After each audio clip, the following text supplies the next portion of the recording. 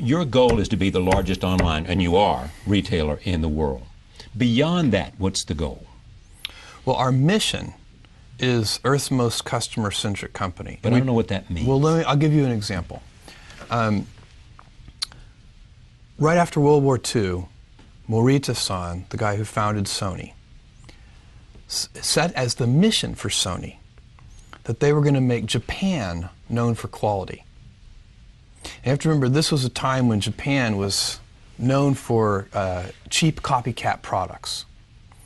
And Morita-san said, he didn't say we're going to make Sony known for quality. He said we're going to make Japan known for quality. He chose a mission for Sony that was bigger than Sony.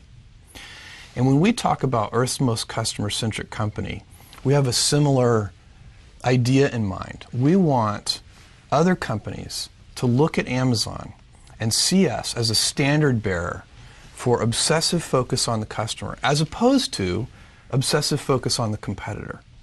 So that's one of the reasons we work on differentiated products. It's one of the reasons we take a long-term viewpoint on things.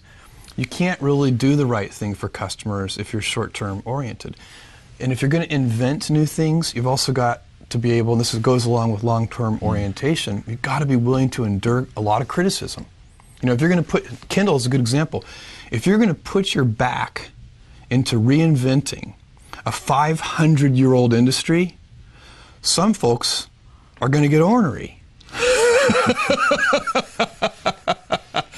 It was also feared at one time, those people who had your stock, that once Walmart, for example, got serious about being online, they were going to blow you away. Why didn't that happen? Well, I think it's because we did a good job for our customers.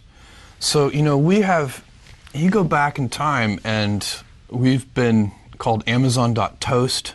Right, I remember. Amazon.con, Amazon.bomb. You know, this is all like in the first 3 years of our existence. Sure, yeah.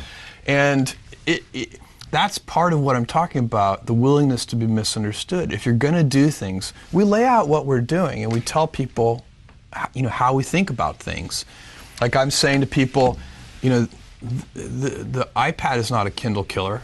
I'm very clear about that, but it doesn't keep people from writing that. And I'm very clear about why. It's a totally differentiated device. It's $139. Works in bright sunlight. You can read with one hand. It's so light and the battery lasts a month. For $139, why wouldn't you want a device like that? Okay, but let me go back to the Walmart issue, though. Yeah. What was it that made you able to sustain a challenge from the world's greatest retailer? Obsessive customer focus on... But how do you focus on the customer better than they focus on the customer? Well, I mean, they're pretty good at focusing on the customer, too. But we're very differentiated in how we do it. And so our approach, if you think about our retail business, which I think is what you're asking about here, there are really three things that we know are critical. Well, that's the heart and soul of your business, isn't it? Well, and especially relative to the Walmart question, Yeah. I think that's the key.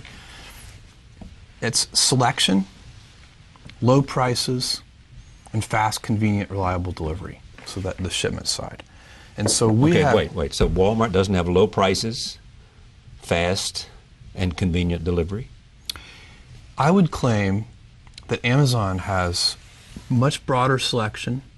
In many cases, if I don't want to be overly bold in my claim, but the online model gives us significant cost structure advantages that lets us have even lower prices than physical stores.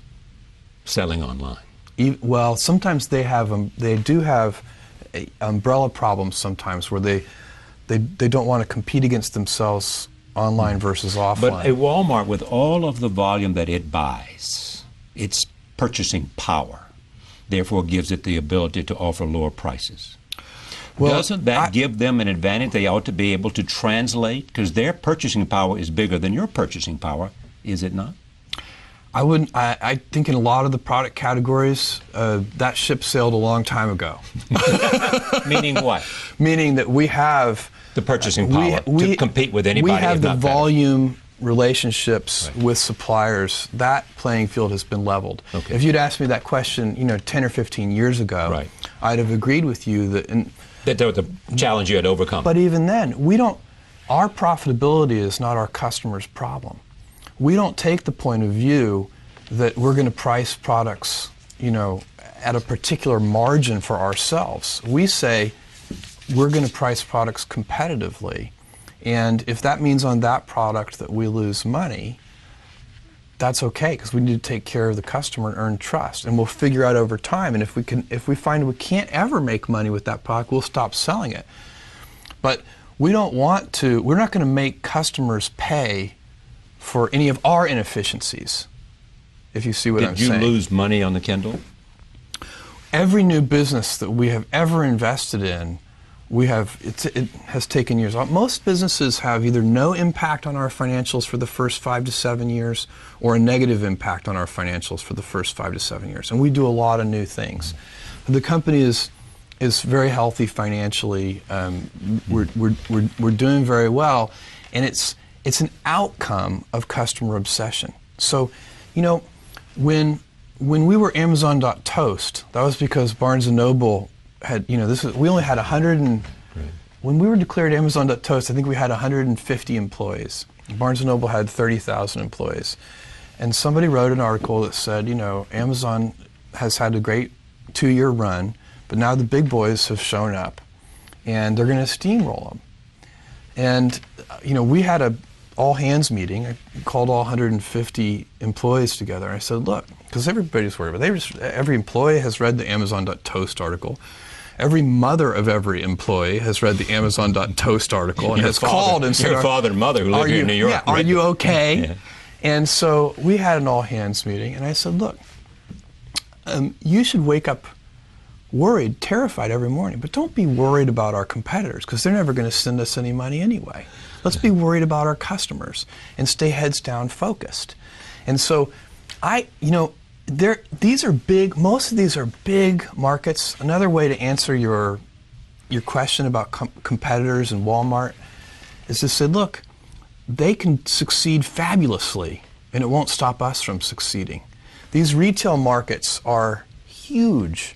So it often doesn't make sense for us to think of it as a pitched battle. Sometimes people think about business as it's kind of like a sporting event. There's a winner and a loser. It's not a zero-sum game. It usually isn't. I'm sure there are cases where, but most often, industries succeed. So I can tell you, I think e-commerce is succeeding.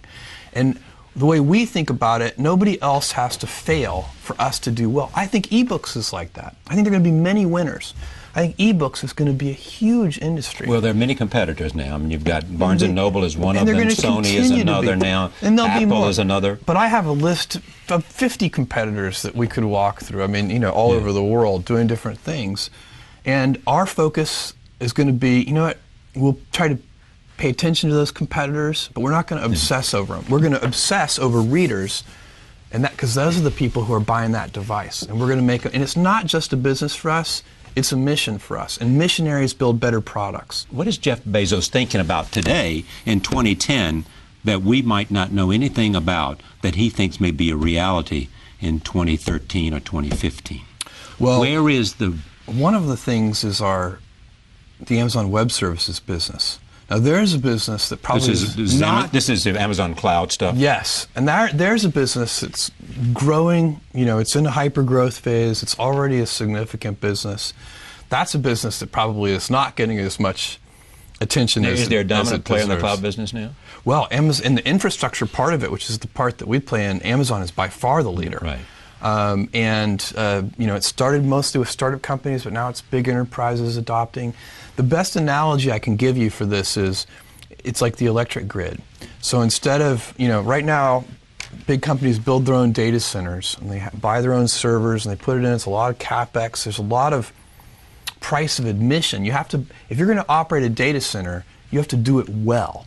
But it doesn't differentiate you from your competitors. It's just a price of admission. And so what we do at Amazon Web Services is we sell compute by the hour. We sell compute by the drink. And it's just like buying electricity off the grid instead of having your own power manufacturing, your own power generating plant.